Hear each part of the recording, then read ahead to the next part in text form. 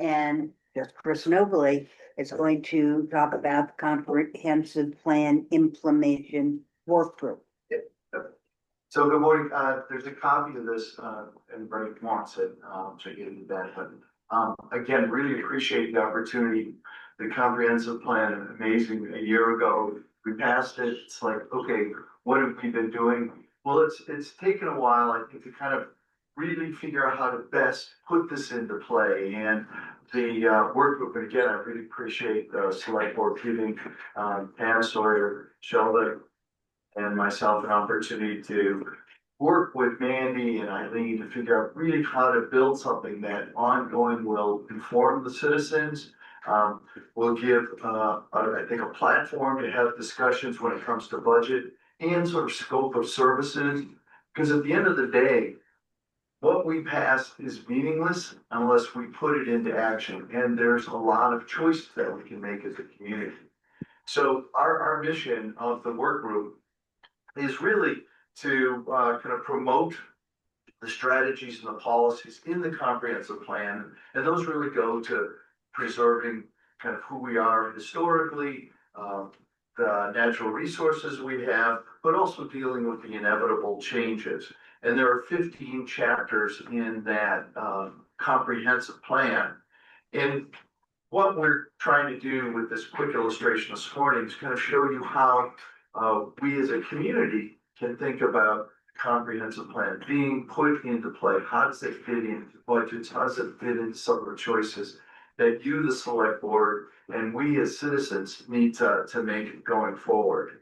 One thing I would want to kind of note off the top, and again, a big thanks to Eileen. We have redesigned the comprehensive plan landing page on the town website. So now it's the comprehensive plan implementation work group. We've really narrowed that down so that it just has the key documents.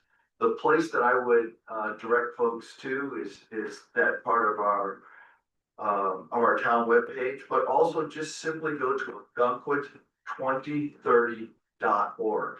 If you go to Ogunquit2030.org, the entire comprehensive plan is there.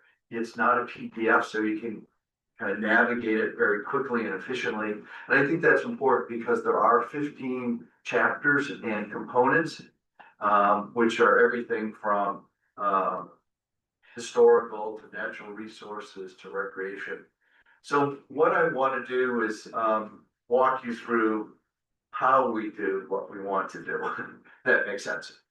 And what we are looking at doing as a committee is tracking and tying the strategies. Those are really the action points in each of those chapters. And the strategies really relate to the budget through grants, the operating budget, and ordinances. Those are the three factors or three components that we tie in: grants, the operating budgets, and the ordinances. So to illustrate this, we took one chapter, which is natural resources, and we tried to illustrate for you really how the comprehensive plan looks at this and how our implementation is now being bore out. A number of these things are ongoing. And again, huge thank you and appreciation to Mandy, because she, in lieu of having a natural resources coordinator, is doing all this. And when you look at the depth and the scope of the work, this is full-time. This is a full-time job. But the detail that goes behind all of this is really the momentum to making sure that the strategies for natural resources get done. And for instance, we're starting with community action grants. So that's under grants. That's a grant that we have now. We've already done a lot of work at Main Beach there around the parking lot. That's the first phase. The second phase is going to be replanting and then also putting the baskets, the gabion baskets that take the flow from the washout from the streets of the road. So that ties directly into natural resources. One of the strategies there is preserve and protect. This ties right to that. Again, the resource for this is not out of our pockets, it's getting a grant, which means tremendous amount of work. Another part of that is the coastal dune repair. Again, we've all seen it, right? We know the phase one with the scraping and so forth. We're now looking at phase two. These are big projects, but tied directly to the number one thing that came up in our survey and comprehensive plan and then the implementation, which is we've got to preserve and protect these natural resources. So that's the grants piece of it. So how else do we support the natural resources? Well, now we look at operating budget. And an illustration of that would be the Perkins Cove Bridge. So in our operating budget and capital budget, right, we're committing funds to rebuild, as we know, the harbor master's house, the bridge. We've done the dredging there. All ties into preserving and protecting, again, with the character of Ogunquit. Part of the operating budget is also trash pickup, right? That's very important to us. How we, what level do we want that at? How consistently? What did we do across outside of the height season? These are all things that, as implementing the plan and the strategy, we want to come to the select board and I think the citizens to say, here's the level of service we want. This is the vehicle to push that through.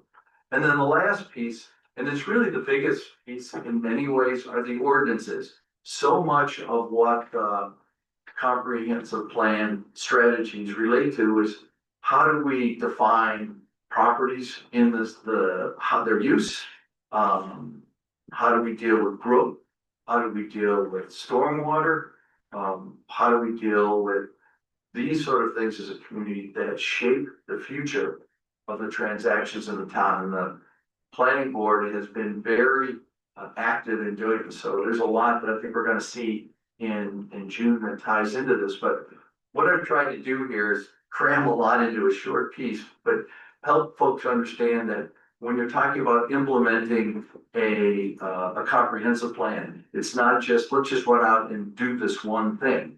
Right? We've got to think about where do the funds come from? Who is going to do that? Is that department activity that we already have? And some of these things that I touched on, these are within the operating budgets we have. Some of this is we need to get other expertise in. And again, as I look through this, you can really see the pressure and the demand on the staffing for the town. So kind of looking to you as the select board, you know, where can you kind of help this happen? And the very first thing is asking you as the board to get updates from the committees and the commissions as to how they're working with the implementation, how the pieces that connect to them. And we've literally taken the entire, it's 127 strategies, and we've identified the departments and commissions and committees that relate to those. So you as the select board and we as citizens are in a position to ask those committees, hey, how are you doing? How are we moving along and trying to get this piece implemented? Another part, which I know Mandy and Matt have been working on, which is getting some sort of an update from the departments as to how how this fits into their operations daily. A lot of this is not necessarily new, but it's the incrementals that will make it work for the long term. And so having the department heads and the departments think about this as part of their foundation of operating, I think will help us be more effective in providing the services that we want. And the last part is just getting the word out. And you know, my ask of you is, you know, personally, you have networks of people that you talk to. You're out there in the community. We are as a work group. Talk to people, help them understand where the resources are. Again, really easy to go to ogunquit2030.org. You can see the whole plan there. You can go through all the little chapters if you want. And the last piece is where we think we can help you.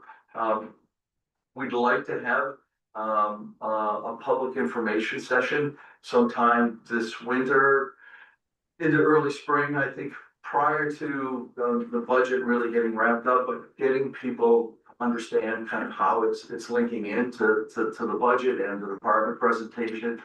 Um, we'll try to get you some progress data. I know we both work together. We'll get some progress data there. And out of this, there may be suggestions to the budget and the budget process. I mean, this is a citizen-driven document and desire. So what the select board and the town manager put out is driven by some of our choices in the community. So I hope there's some thought about, well, what else do we want? What else do we need? How do we prioritize? Because the other thing is, again, 127 strategies. We can't do them all. We can't do them all immediately. We have to pick priorities. And so the last part of that, and again, I appreciate the chamber and Alice. We are gonna squeeze a little table here at Ogunquit Fest to make people aware of how the implementation has started. We're also gonna have a little handout there on please use the town app and how to get to our website. And it's really now about us facilitating this through a drip campaign of information. So we're going to try and take some bite-sized pieces of the implementation. And as I say, Mandy's given us a huge library already to work with. To get the message out here, okay, here's how your tax dollars and the grants and the work that we're doing is generating the results that you voted for us to bring to light. So that's a lot. Again, really appreciate it. I'm really excited for us as a community because I think it puts us in a fabulous position to say, as Rick's I think noted before, I want to have the quality and the care and provide that to the level that citizens have asked for, and we have the opportunity to do that. So that's a quick run through, as it were. And